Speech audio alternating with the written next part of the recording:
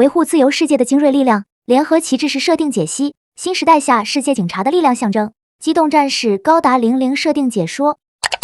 机体型号 SVMS-01， 联合旗帜式是由美国为首的太阳能与自由国家联合组织于 AD2307 年开始投入的一款可变形的机动战士。该型机动战士基于军工企业艾瑞斯的原型机开发而来，而这个原型机便是型号为 YMS-01A 的旗帜式。该型机体是艾瑞斯公司竞标联合下一代 MS 的其中一款产品。当时艾瑞斯公司邀请了格拉汉姆·艾卡作为试飞员，在一场模拟战中与另一家公司的原型机展开了激烈的竞争。在这场模拟战当中，他一度展示出了在空中完成变形的特技，这一壮举令在场的观众感到惊叹不已，纷纷将这个神奇的一幕称之为格拉汉姆特技，而格拉汉姆也由此得以击败了竞争对手，成功在模拟战当中击落了贝尔公司的联合疾风式，帮助艾瑞斯公司拿下了联合下一代机动战士项目。就这样，在经过3年之后，联合便以旗帜式为基础开发出了联合旗帜式，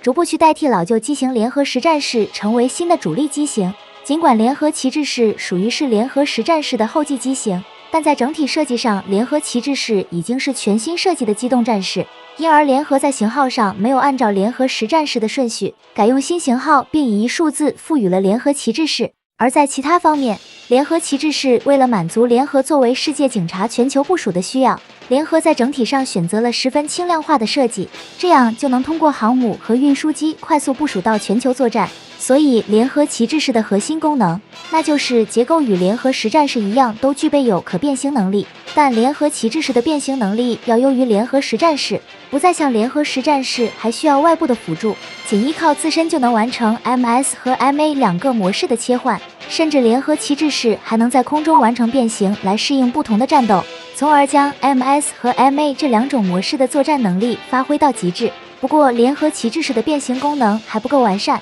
在空中实现变形需要驾驶员具备极高的驾驶水平，因此到目前为止，仅有格拉汉姆等少数精英驾驶员的水平能满足，多数驾驶员使用空中变形会存在失控导致坠机的风险。尽管如此，联合旗帜式仍是机动性能非常优秀的机体，而这就得益于其后背上的4组氢等离子体喷气式发动机。该喷气式发动机以氢作为燃料，能够输出十分强劲的动力来支持机体高速机动，而且该喷气式发动机没有设置存储氢的燃料箱，采用了将氢储存在机体骨架的碳管当中，这一方式不但降低了被攻击命中引发爆炸的风险，还简化了结构，让机体更加轻量化，从而让联合旗帜式在机动性能方面的表现变得更加优异。特别是联合旗帜式还内置了接收太阳能的天线，只要在联合控制的领土范围之内，就可以源源不断接收来自联合轨道电梯之上产生的太阳能，这样联合旗帜式在联合的领土范围内作战就不受能量耗尽的困扰，从而将可持续作战能力发挥到极致。不过联合作为世界警察，其海空力量为主的军队常常在全球范围部署，因而有相当多的战争都是在远离本土进行，而这导致了通过微波接收太阳能这一功能的实用性并不高。然后就是武器装备方面，联合旗帜式使用的装备基本上是联合实战式的改进版本，其主要攻击手段也是一把120毫米口径的线性步枪。该枪通过电磁加速的方式向目标发射弹丸，所产生的威力要比传统依靠火药发射的武器高出不少，而且还设有低功率模式，切换该模式之后就能提升射速，对目标进行连射。相应的，在枪支的末端配备有可拆卸的模块，该模块内含有弹匣和电池组，在使用完后可快速拆卸更换。而当机体变成 MA 形态时，位于机头位置的线性步枪的枪口还会产生电磁屏障，其作用能够有效降低空气阻力，以便联合旗帜式在大气层中高速飞行。而在近战方面，联合旗帜式在手臂里配备了名为音速刃的等离子剑，该武器从造型上看就跟常见的弹簧刀没有什么区别，当要使用时，其刀刃这个部分就会聚集等离子体形成新的刀刃，这样就能提升武器的破坏力，并且该武器还能根据功率来调整刀刃的长度。其在全功率输出的情况下可维持3分钟。如果执行的作战任务不需要近战，其手臂上收纳音速刃的这个空间，就能根据任务需要改携带手榴弹或者其他装备，包括在小腿颈部这个位置还装有导弹，以便联合旗帜式在空中对敌发起火力打击。但这个位置可携带的导弹数量很少，所以在执行对地面火力打击任务时，通常会在机翼上的外挂点增加携带，甚至有时在 MA 形态之下的两腿之间，通过增加导弹舱来进一步提升携带的导弹数量。这样联合旗帜式就具备充足的火力去执行更多任务。剩下的武装还有在腹部左侧的20毫米口径机炮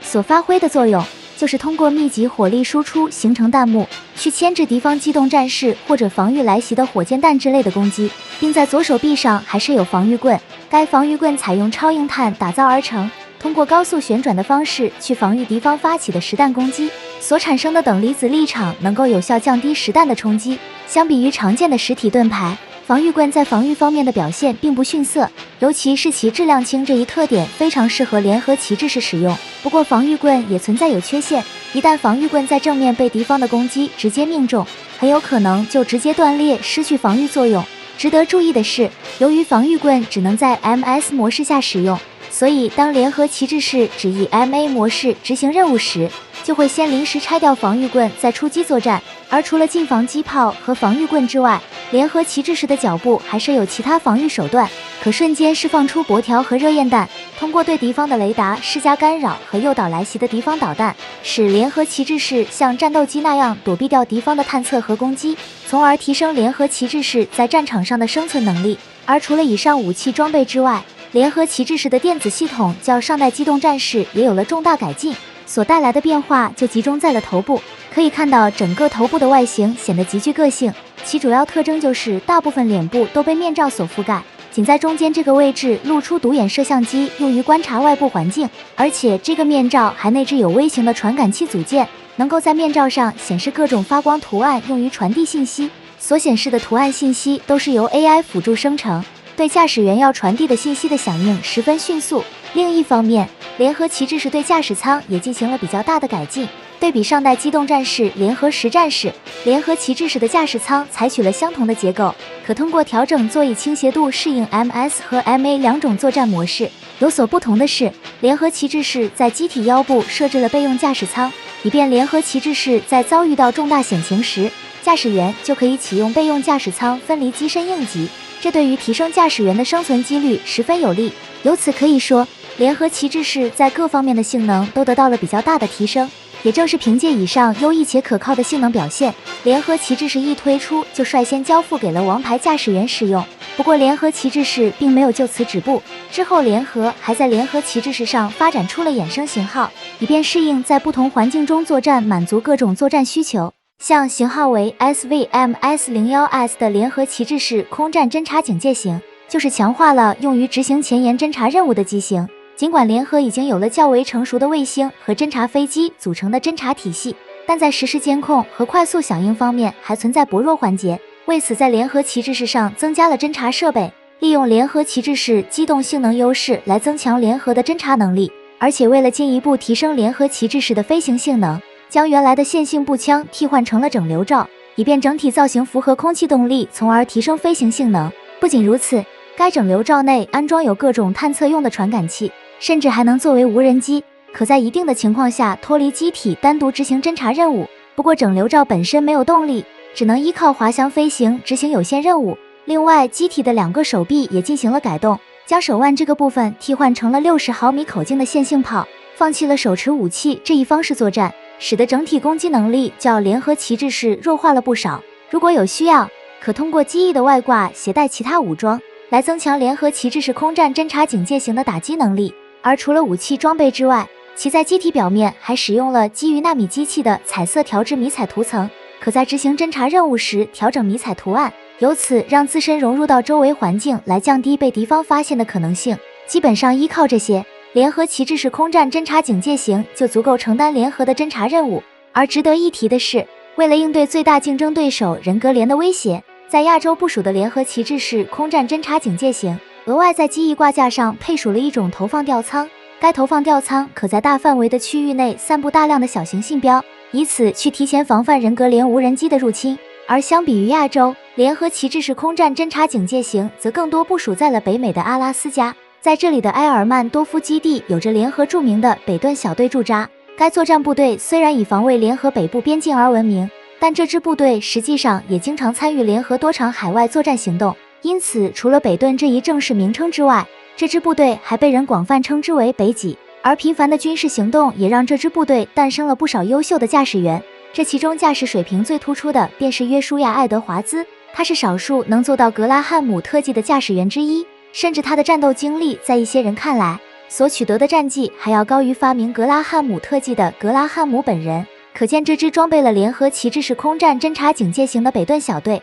其在联合军中具有相当高的地位。而除了他所驾驶的联合旗帜式空战侦察警戒型之外，联合还发展了联合旗帜式用于地面作战的衍生机型，而这个机型便是型号为 SVM-S01SG 的联合旗帜式陆战重装甲型。作为地面战专用的机型，联合旗帜式陆战重甲型仅依靠防御棍和近防机炮，不足以在地面去应对敌方各种火力的密集攻击，所以联合旗帜式陆战重甲型全身上下多覆盖了一层装甲，由此提升防护水平，去应对敌方各种火力的攻击。特别是该装甲还带有热交换式气化功能，该功能通过吸收敌方攻击时产生的热量，大大降低敌方发起的攻击对机体造成的损伤。而且该装甲除了防护功能之外，其表面还涂有基于纳米机械的颜色调制迷彩涂层，可通过纳米机械编程方式调整外观图案和颜色，使机体的外观快速融入到周围的作战环境当中，从而进一步提升了联合旗帜式陆战重甲型的生存能力。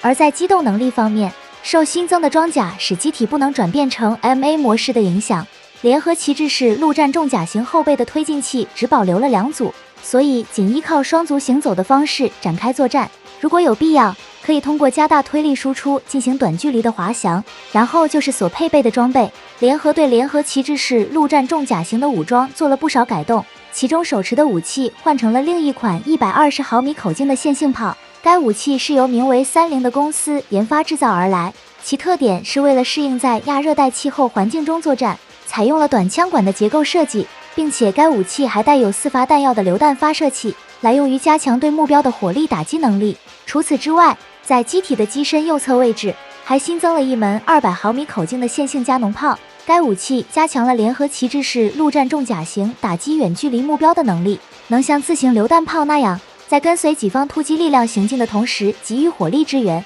加上腿部已有的2枚导弹和后备新增的2组4连装火箭弹发射装置在内，可以说联合旗帜式陆战重甲型的火力输出能力对比当时同类型的机动战士并不逊色，一度在捕获天人组织高达的作战行动中，在对目标进行火力压制方面发挥出了重要作用，使得天人组织的高达几乎没有什么可喘息的机会。而内置在左手臂里的音速刃等离子键，在联合旗帜式陆战重甲型上还有保留，以便遭遇敌方机动战士时展开接近战。至此，基于以上改进措施，联合旗帜式陆战重甲型成功补上了联合在陆战型 MS 上的空缺，其在联合旗帜式为代表的空中力量的掩护之下，就能在地面作战中发挥出强大的战斗力。然而，实际情况是，受联合旗帜式整体数量偏少的影响，联合旗帜式陆战重甲型长时间在联合军中并不常见，所以到目前为止，仅在塔克拉玛干沙漠和位于日本的冲绳基地这2个地方